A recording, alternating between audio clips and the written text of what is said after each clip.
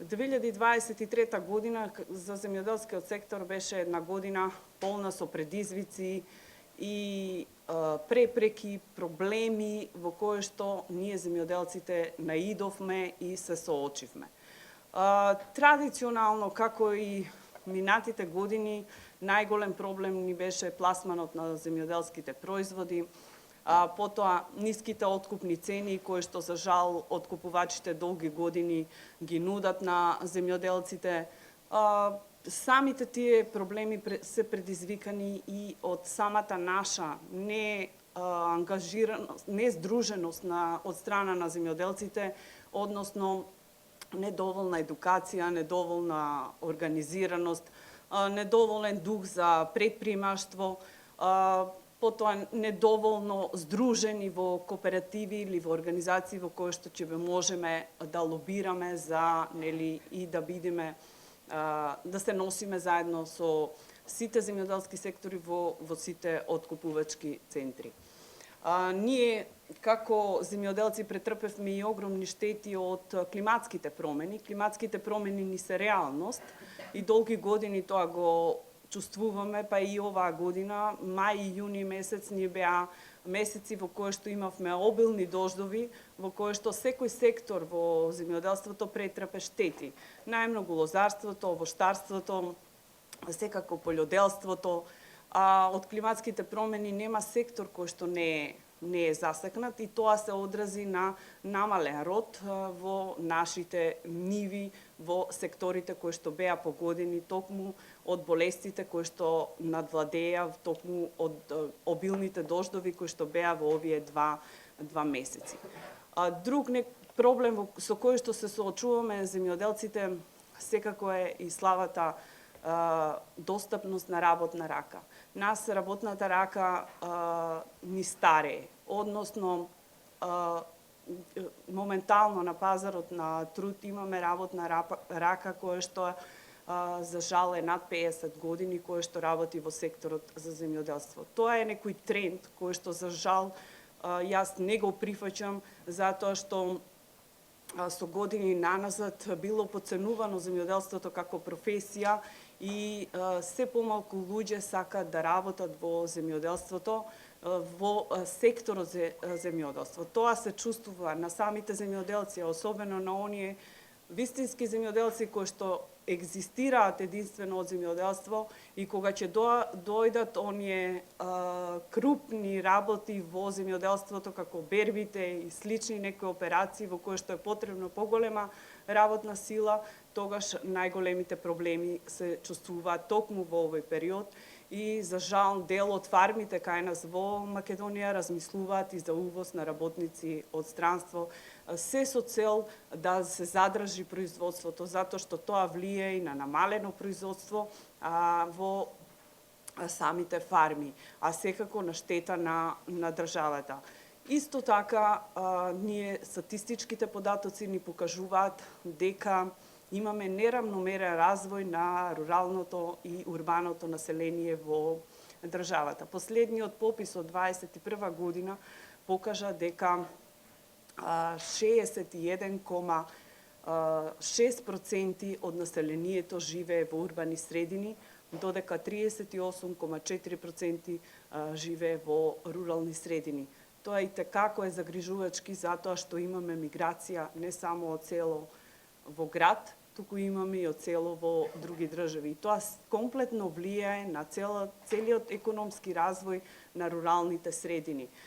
Земајќи ги тука и предвид и општините кои што треба да обрнат поголемо внимание овие рурални општини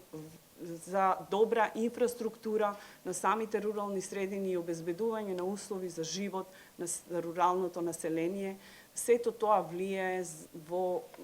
тој миграцијски процес. Но морам да кажам дека имаше и позитивни пресврти во оваа година. Позитивно е тоа што веќе вистинските земјоделци, оние кои што екзистираат единствено од земјоделство, почнаа да се регистрираат како мали оператори на храна, благодарение на правилниците кои што ги донесе Министерството за земјоделство, шумарство и водостопанство заедно со Агенцијата за храна. И токму преку овие правилници за продажба од куќен праг, нашите земјоделци имат можност да изберат дали да ги предадат своите земјоделски производи на откупните центри или можат да си ги преработат, сето тоа да биде легално и да му додадат додадена вредност на својот земјоделски производ, да се промовираат на пазарот и секако да си креираат свој бренд. Тука би сакала да кажам едно позитивен ефект и програмите кои што ги нудеше Министерството и ги нуди Министерството за земјоделство, односно поддршките, грантовите, токму наменети за овие земјоделци кои што прават преработки, и тоа како ќе влијае во заживувањето на руралната економија и сите тие мали оператори на храна. Јас верувам во догледно време дека најголем дел од нив ќе постанат и мини фирмички во кои што ќе ја раздвижат руралната економија. Позитивен, ние како Национална федерација на фармери исто така се залагаме и за социоекономско јакнење на руралната средина и еднакви права на руралното население со сите други населенија, без разлика дали живеат во урбани средини. Токму и тоа ни беше целта со поттикнување на решавање на проблемот за надоместок за мајчинство за индивидуалните регистрирани земјоделки, кои што 30 години тоа право не можеа да го обават. Националната федерација на фармери со поддршка на VFX формира една координативна група во 22 година, заедно со соработка со Министерството за земјоделство и Министерството за труд. И таа координативна група работеше негде на 8 месеци на изнаоѓање на решение токму за овие регистрирани индивидуални земјоделки кои што се преку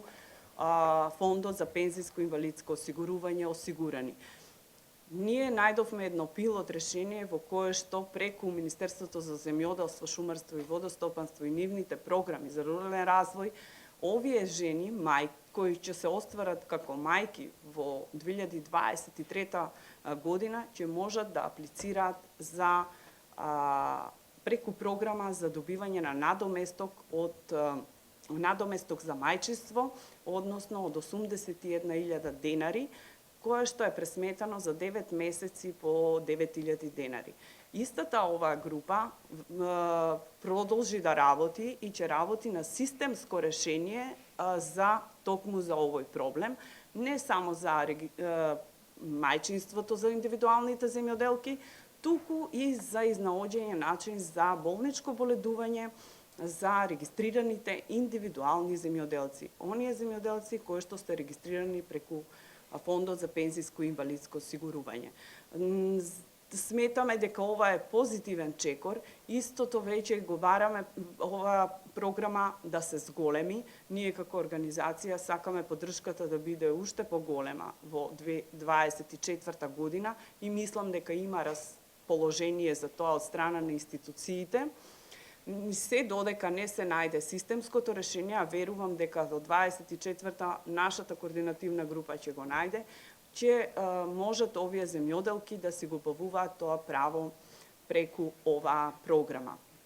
Исто така школските шеми беа едно од позитивен ефект кој што внесоа кај земјоделците. Тие беа на иницијатива на Националната федерација на фармери, а со поддршка на VFX, шведскиот кооперативен центар, кој што долги години не поддржува нас земјоделците, и преку оваа програма имаше можност земјоделците од Преспанскиот регион да можат да си ги продадат јаболките со повисока цена од оние кои што им ги нудеа откупувачите. На сметка на тоа, нашите дечиња во градинките и во училиштата да добијат прекрасно преспанско јаболко кое што се дистрибуираше преку каналот кој што Министерството за земјоделство го заедно со нас како Национална федерација на фармери. Сметаме дека овој пример е добар и сметаме дека треба да продолжи за другите земјоделски производи во иднина, се со цел да можеме да немаме од една страна вишок на земјоделски производи а да немаме кај да ги продадеме, а во случајот кога имаме толку институции државни, толку образовни институции во кои што можат да се тие земјоделски производи да се дистрибуираат. Тука би сакала да кажам дека позитивни беа и организациите на саемите, кои што се за продажба на токму на овие земјоделски преработки на луѓето, на земјоделците кои што прават преработки. Ние како организација организиравме неколку такви саеми во изминатава година. Последниот беше пред 2 дена во Ситимол, каде што заедно со поддршка од германското друштво ГИС организиравме еден новогодишен базар во кој што нашите членови од Националната федерација на фармери, а мали оператори на храна можеа и имаа можност да ги презентираат пред граѓаните на Скопје и пред посетителите на Ситимол своите земјоделски производи и така да полека да влегуваат во оние кампањи во кои што можат да се промовираат и да се истакнуваат со своите мини брендови. Како Национална федерација на фармери продолжуваме и оваа година да поддржуваме кампањата Купувајте домашни земјоделски производи. Ние ја започнавме таа кампања за време на ковид кризата и на сметка на тоа имаме и една платформа во која што нашите земјоделци можат да си ги продаваат на таа платформа своите земјоделски производи, дали свежи, дали преработки, тоа е Farm платформата, во која што секој потрошувач ќе може да ја посети и директно од самите земјоделци да си порача и да си купе земјоделски производи. Предизвици и проблеми од секогаш имало во земјоделството, не можат сите да се решат, и да се, но не треба да се ставаат под тепих, треба да се работи, а само единствени можеме вака, преку, како што кажа и Билјана, преку соработка со членството да ги таргетираме проблемите, затоа што секоја наша одлука и секој наш став е донесен врз база на нашето членство, кое што има директно од терен информации за проблемите и состојбите во кои што се наоѓаме. Така и работиме. Наши членови се членови на подсекторските групи во Министерството за земјоделство, шумарство и водостопанство и таму во тие подсекторски групи директно можат да си ги кажат ставовите, да си лобираат за проблемите во секој сектор во кој што сметаат дека треба и во кој што треба да има промени. Директно да бидат запознаени со одлуките или промените кои што сака да ги направи Министерството за земјоделство, дали е тоа со измени на закони или измени на правилници, и ние како организација сметаме дека само така можеме да постигнеме резултати, само ако законски и на свој легален начин лобираме и се бориме за правата на земјоделците. Секако тука имаме огромна поддршка и од извршната канцеларија, целиот тим на Националната федерација на фармери, целиот управен одбор, кој што Билјана ви го представи на самиот почеток на пресконференцијата, а секако и членството кое што ни е распространето низ цела Македонија. Јас за крај би сакала само да посакам добра и беричетна 2024 година на сите наши земјоделци, здравје и љубов во семејството и секако среќни новогодишни и престојни празници на сите вас и на сите во држава.